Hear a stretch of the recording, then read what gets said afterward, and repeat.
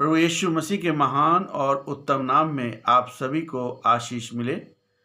आज का मेरा जो टॉपिक है वो है लॉर्ड्स प्रेयर, प्रभु की प्रार्थना, जो कि मत्ती की इंजील उसका 6 अध्याय 9 से 13 में पाया जाता है। बहुत से लोग इस प्रार्थना को करने से मना करते हैं। यीशु मसीह ने अपने शिष्यों को ये प्रार्थना करना सिखाया और इस प्रार्थना के अंदर यदि आप बहुत गहराई के साथ जाएं तो इस प्रार्थना में पूरी थियोलॉजी अंदर है, मगर हम लोग उसको समझ ही नहीं पाते हैं। ये प्रार्थना जो है हमारे लिए है और इस प्रार्थना का जो मतलब है वो है अपराजय, जिसकी कभी भी पराजय नहीं होती है, विक्टोरियस लाइफ। फॉर्मेलिटी के साथ इस प्रार्थना को ना करें, क्योंकि जब फॉर्मेलिटी के साथ करते हैं तो इसका कोई भी असर हमारे जीवन में नहीं होता है। आत्मिक तौर पर इस प्रार्थना को अपने जीवन के अंदर उतारें। पहली बात है कि हे हमारे पिता तू जो स्वर्ग में है। यीशु मसीह हमें पिता से जोड़ रहे हैं, हमारा मार्गदर्शन वो कर रहे हैं। भजन संहिता उसका 4 अध्याय उसके 1 पद में लिखा हुआ है, हे मेरे धर्म में परमेश्वर, जब मैं तुझे पुकारूं तो तू मुझे उत्तर दे। तूने मेरे संकट में मुझे छुड़ाया है और मुझ पर अनुग्रह कर मेरी प्रार्थना सुन। परमेश्वर जो है हमारी प्रार्थनाओं को सुनने के लिए हमेशा तैयार है।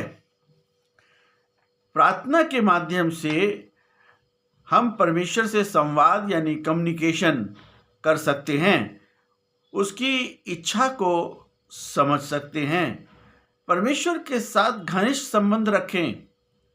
मैं बार बार पहले भी वीडियोस में मैंने बोला है कि प्रार्थना का जीवन और वचन का जीवन जो है वो बहुत ही जरूरी है, तभी आप उससे घनिष्ठ संबंध रख पाएंगे। प्रार्थना का अभ्यास करना और यीशु मसीह का सम्मान करना ये बहुत जरूरी है, और पिता और पुत्र के साथ संबंध रखना। हम सब परमेश्वर की संतान हैं। परमेश्वर की महानता को स्वीकार करना नम्रता और आदर के साथ, और परमेश्वर की उपस्थिति को हमेशा अपने जीवन के अंदर देखना बहुत जरूरी है। दूसरी बात है कि तेरा नाम पवित्र माना जाए। पहला यूहन्ना उसका 3 अध्याय और उसके 7 पद में लिखा हुआ है, और उसके पुत्र यीशु का लहू हमें सब पाप से शुद्ध करता है, पवित्र करता है। यदि जीवन पवित्र नहीं है तो run to the Holy Spirit, पवित्र आत्मा के पास जाएं और उससे कहें कि हमें पवित्र जीवन में चलने में हमारी सहायता करें।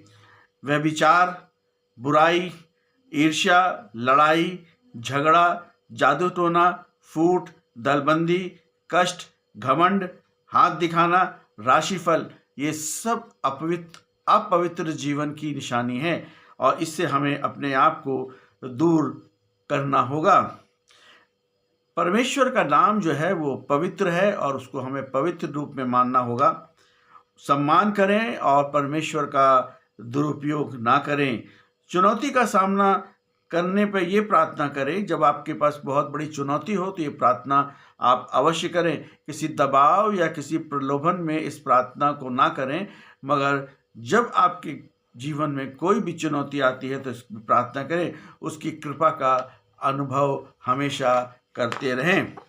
तीसरी बात है कि तेरा राज्य आए।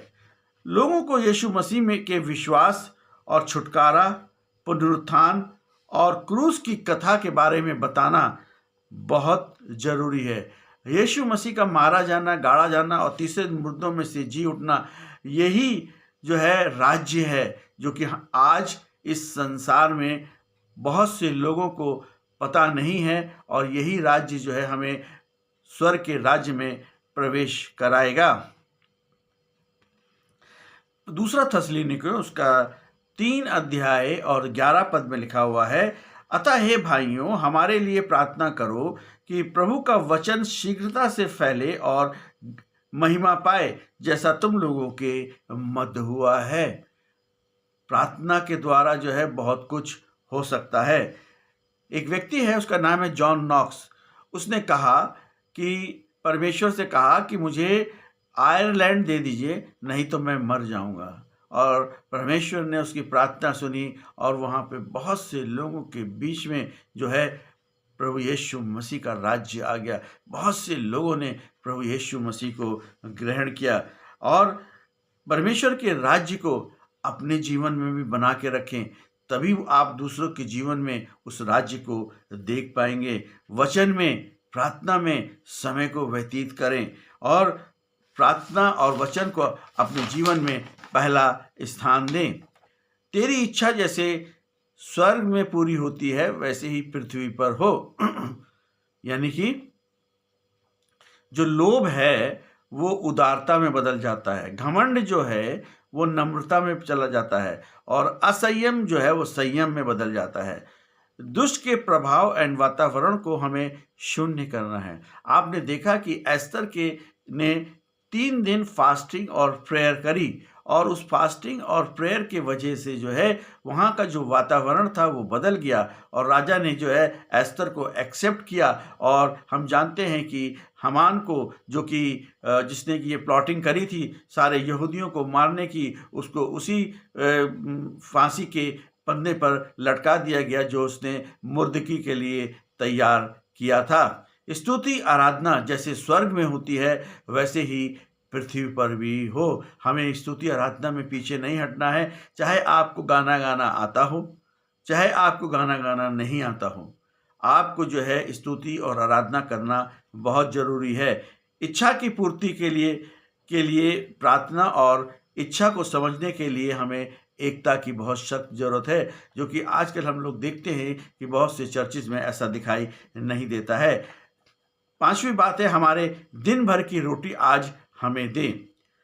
110 करोड़ लोगों ने कल रात को भोजन नहीं किया, क्योंकि हम लोग जो हैं भोजन प्रतिदिन बर्बाद करते हैं। हमारे बच्चे बर्बाद करते हैं, हमारे घर के लोग बर्बाद करते हैं। भोजन को बर्बाद करना सबसे बड़ी और गलत चीज़ है और इसीलिए जो है प्रति वर्ष जो है भूखे लोगों की संख्या जो है वो बढ़ती जा रही है। यूहन्ना की इंजील उसका 6 अध्याय और उसके 35 पद में लिखा हुआ है कि यीशु ने उनसे कहा, जीवन की रोटी मैं हूँ और जो मेरे पास आता है वो भूखा ना होगा और वह जो मुझ पर विश्वास करता है कभी प्यासा ना होगा।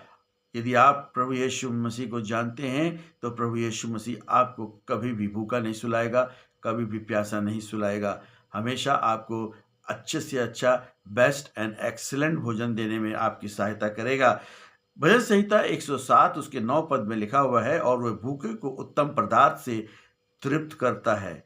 और उसके बाद भजन संहिता 146 के 7 में लिखा हुआ है, और वह भूखों को भोजन देता है। हमारी आत्मा जो है और जो प्राण है उसे हमें बहुत ही बढ़िया अच्छा आत्मिक भोजन प्रतिदिन देना है, ताकि जब प्रभु यीशु मसीह अपने राज्य में आए तो हम सबको स्वीकार करें और उस अनंत जीवन में प्रवेश कराए। हमारी ज़रूरतों को प्रभु यीशु मसीह पूरा करते हैं और उस पर निर्भर रहें, और उसके बाद वो हमारी सारी आवश्यकताओं को पूरा करेगा। यहोवा जहरा, यानी कि वो हमारा हर ज़रूरत को पूरा करने वाला परमेश्वर है। 6 पद में लिखा हुआ है, 6 में लिखा है कि और जैसे अपने अपराधियों को क्षमा किया है वैसे तू भी हमारे अपराधों को क्षमा कर। जिसने हमें सताया है उसे क्षमा करते, और जिसने हमको सताया है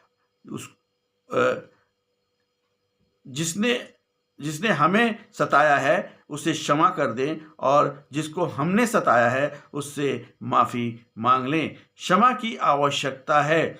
जीवन में अगर हम कड़वाहट किसी भी प्रकार से रखते हैं तो वो हमारे लिए नहीं है। क्षमा और प्रेम एक दूसरे से जुड़े हुए हैं। ऐसा जीवन हमें, मसीह जीवन जो है हमें जीना है।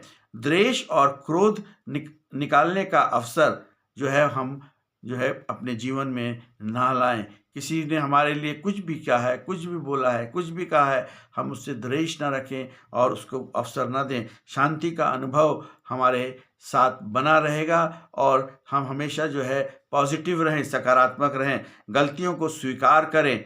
बहुत से लोग जो हैं गलतियां करते हैं मगर उसको स्वीकार नहीं करते हैं। गलतियों को स्वीकार करना बहुत ज़रूरी है, क्योंकि अहंकार, ईगो जो है वो हमें छोड़ता नहीं है और वो हमारी मुक्ति में जो है बहुत बड़ी बाधा है। इसलिए आंतरिक शांति जो है वो परमेश्वर के साथ हमारा घनिष्ठ संबंध होना चाहिए। सातवीं बात है, और हमें परीक्षा में ना ला परंतु बुराई से बचा। परीक्षा होती है हमारी प्रेम के लिए, विश्वास के लिए, लॉयल्टी के लिए, खरेपन के लिए, आज्ञाकारिता के लिए, भरोसे के लिए, प्रलोभन के लिए। दानियल, शद्रक, मेशक, अबेदनगो, दाऊद, पौलुस, पतरस, यूहन्ना का भरोसा परमेश्वर के ऊपर था। उनके ऊपर बहुत सी परीक्षाएं आई मगर उन्होंने सब परीक्षाओं में विजयी जीवन प्राप्त किया।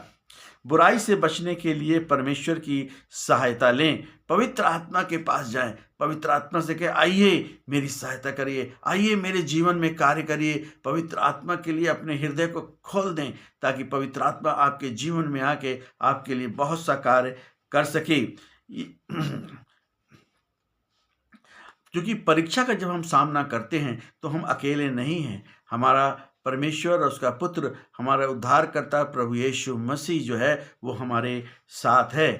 क्योंकि राज और पराक्रम और महिमा सदा तेरी ही है। आमीन। यानी कि सर्वशक्तिमान को स्वीकार करना, उसका आदर करना और अनंत जीवन जो है वो हमारे पास है।